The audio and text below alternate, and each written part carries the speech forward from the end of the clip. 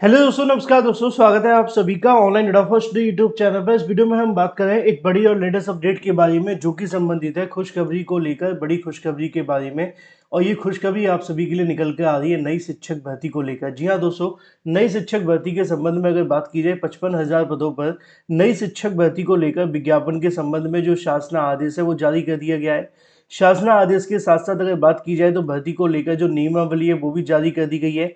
नियमावली के अंदर क्या क्या ऐसे बड़े बदलाव है, इसको लेकर हम बात करेंगे। साथ ही साथ मेरिट को लेकर भी एक बड़ा बदलाव है, इस पर भी बात करेंगे।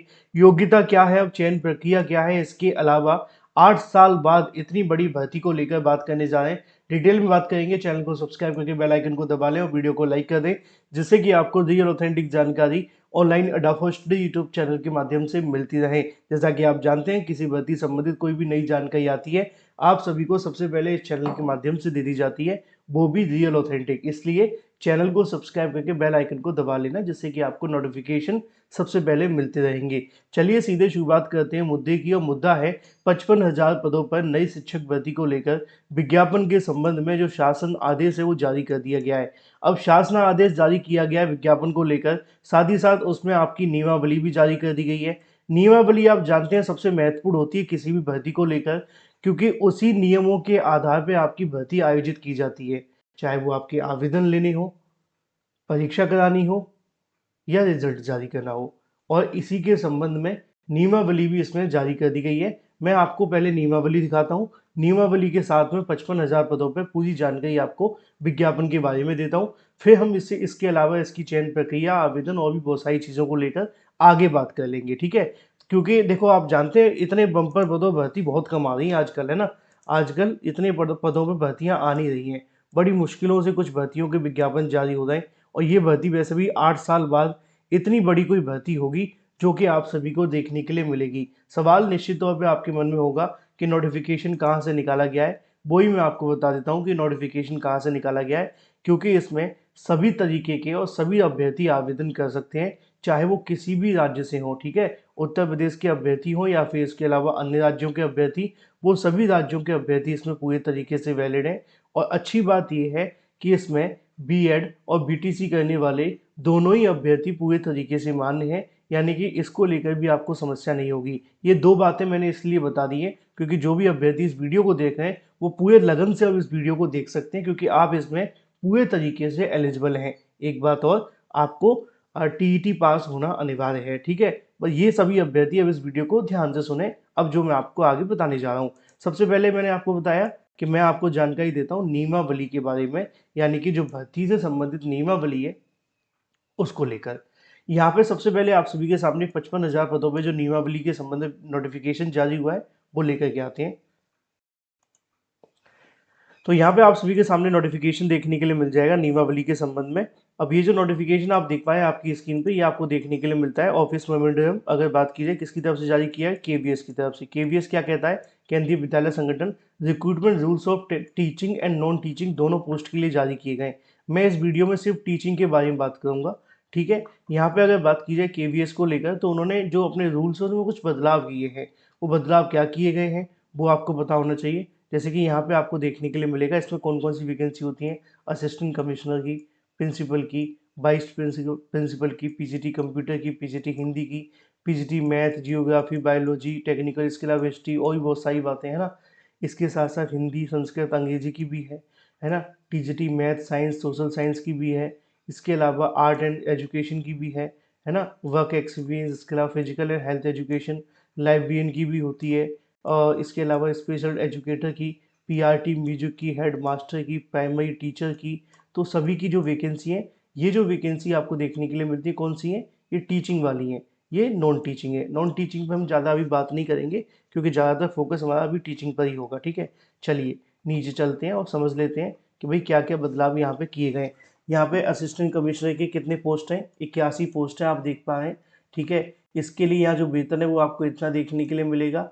यहाँ पे 50 साल की उम्र इनसे मांगी जाती है, क्योंकि ये जो अभ्यर्थी होते हैं, असिस्टेंट कमिश्नर की बात की जाए तो उसको लेकर है। यहाँ पे इनसे क्या मांगा जाएगा, बीएड मांगा जाएगा, मास्टर डिग्री होनी चाहिए 50% अंकों के साथ में, ये इसमें आवेदन कर सकेंगे। अगर उनके पास में बीएड एमएड है एनसीटीई से रिकॉग्नाइज, तो भी आवेदन कर सकते हैं, ठीक है। अगली पोस्ट पे चलते हैं। अगली पोस्ट कौन सी थी? प्रिंसिपल की। प्रिंसिपल के लिए 1184 पद हैं। प्रिंसिपल के लिए जो 1184 पद रहने वाले हैं, इसके लिए जो वेतन आपको देखने के लिए मिलेगा वो इतना रहने वाला है, और इतने वेतन के आधार पे आप सभी को जो सैलरी है वो दी जाएगी। आपकी जो वैकेंसी है ग्रुप ए के अंदर में आएगी, ठीक है। यहाँ पे योग्यता की बात की जाए तो मिनिमम 35 साल होनी चाहिए और 50 साल से कम होनी चाहिए, ठीक है। मास्टर डिग्री आपके पास होनी चाहिए 50% अंकों के साथ में, प्लस आपके पास बीएड होना चाहिए, तो आप इसमें आवेदन कर सकते हैं। ये हो जाती है योग्यता प्रिंसिपल के लिए। यहाँ पे कुछ आपसे एक्सपीरियंस भी मांगा जाएगा, वो आप यहाँ पढ़ लेना, जैसे 3 साल का लिखा हुआ है। अगर आपके पास एक्सपीरियंस है तो आप प्रिंसिपल के लिए आवेदन करेंगे, क्योंकि प्रिंसिपल वैकेंसी है तो एक्सपीरियंस मांगा ही जाता है।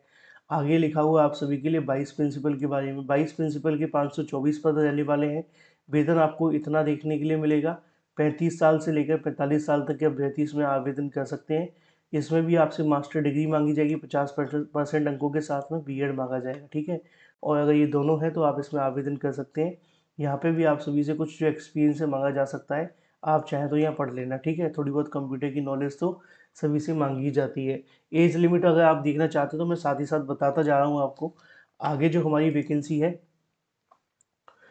उसके बारे में देख लेते हैं। आगे वैकेंसी आ जाती है पोस्ट ग्रेजुएट टीचर की, यानी कि पीजीटी की बात की जा रही है। पीजीटी के यहाँ पे जो पद रहने वाले हैं वो 1196 पद हैं, ठीक है। कंप्यूटर साइंस की बात कर रहे हैं, सिर्फ कंप्यूटर साइंस की।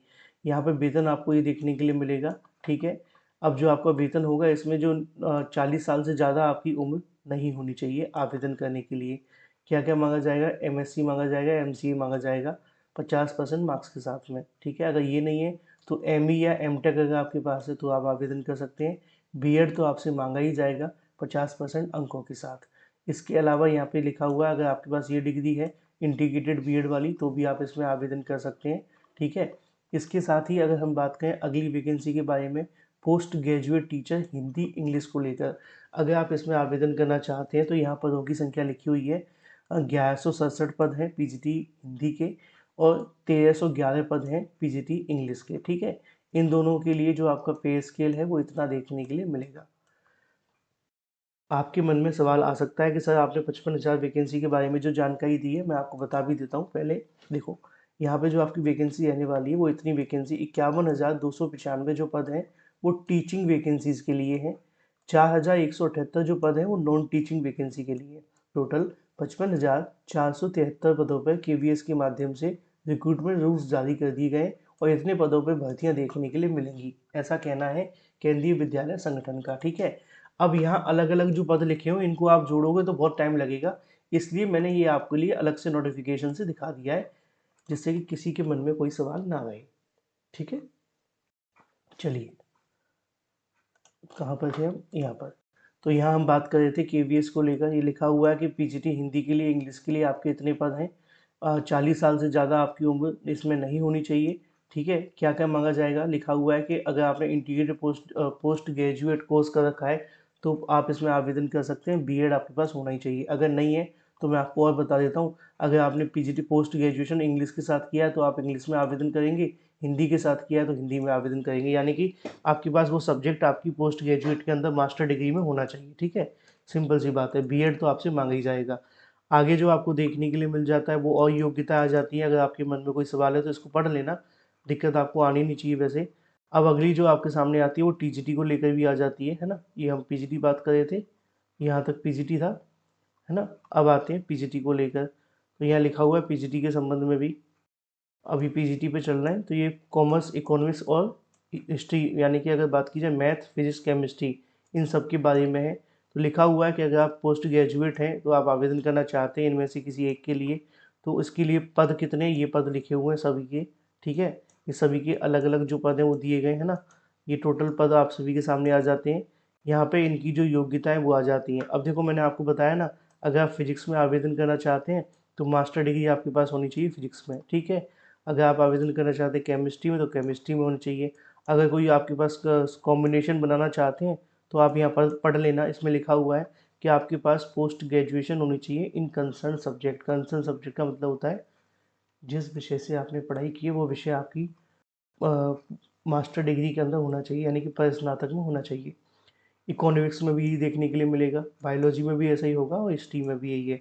जियोग्राफी के अंदर भी वही बताया गया, कॉमर्स के अंदर भी वही है कि आपके पास होना चाहिए बस सिंपल से आपकी जो पोस्ट ग्रेजुएशन के अंदर वो सब्जेक्ट आपने पढ़ा हो और बीएड किया हो तो आप आवेदन कर सकते हैं।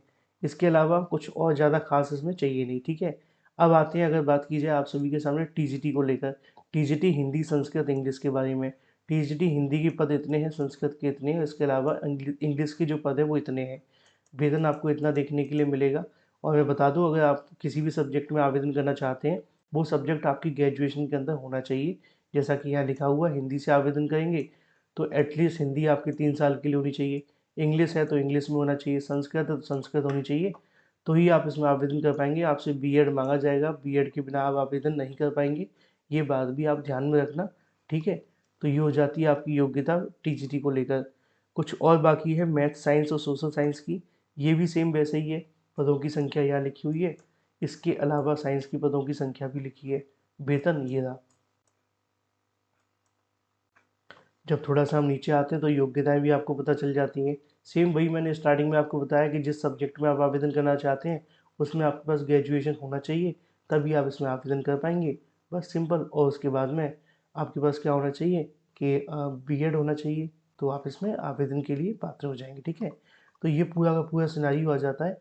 अगर आपके मन में कोई सवाल है तो मुझसे कमेंट करके पूछ लेना, क्योंकि क्या होता है, रिक्रूटमेंट रूल्स हैं, ये जो रूल्स रहते हैं ना ये बहुत लंबे चौड़े होते हैं। ये टीजीटी आर्ट के लिए है, आप आर्ट में आवेदन करना चाहते हैं तो 1298 पद हैं, ठीक है। इसी तरीके से थोड़ा सा और नीचे चलते हैं। यहाँ पे जो आपकी टीजीटी ग्रेजुएट के लिए अगर बात की जाए वर्क एक्सपीरियंस के बारे में, इसके लिए 1315 पदों में वैकेंसी निकाली जाएगी। इसके साथ साथ अगर बात की जाए recruitment rules of physical health education के बारे में, इनके 1315 पद हैं। इसी तरीके से अब आपके सामने प्राथमिक भी आने वाली है, ये लाइब्रेरियन की पोस्ट आ जाती है, 1321 पदों भर्ती होगी। यहाँ उसकी योग्यता लिखी है, चाहो तो आप पढ़ लेना। टीजीटी स्पेशल एजुकेटर के बारे में लिखा है, 493 पद रहने वाले हैं, और यहाँ पे उसकी जो योग्यता है वो आपको देखने के लिए मिल जाएगी, पढ़ लेना, ठीक है। इसके साथ साथ ही अगर आप ये नोटिफिकेशन लेना चाहते हैं तो हमारे टेलीग्राम चैनल को ज्वाइन कर लेना। वहाँ पे मैं आप सभी को इससे संबंधित जानकारी देता रहता हूँ। प्राइमरी टीचर म्यूजिक की बात की है तो 1327 पद रहने वाले हैं, आवेदन करने के लिए योग्यता दी गई है, ठीक है। अब आते हैं सीधे प्राइमरी भर्ती को लेकर। ये लिखा हुआ है प्राइमरी टीचर के लिए जो पद रहने वाले हैं 16,182 पद हैं, ऐसा इनका कहना है। और इनके लिए जो आपको वेतन देखने के लिए मिलेगा वो इतना रहेगा, ठीक है। 16,182 पद रहेंगे।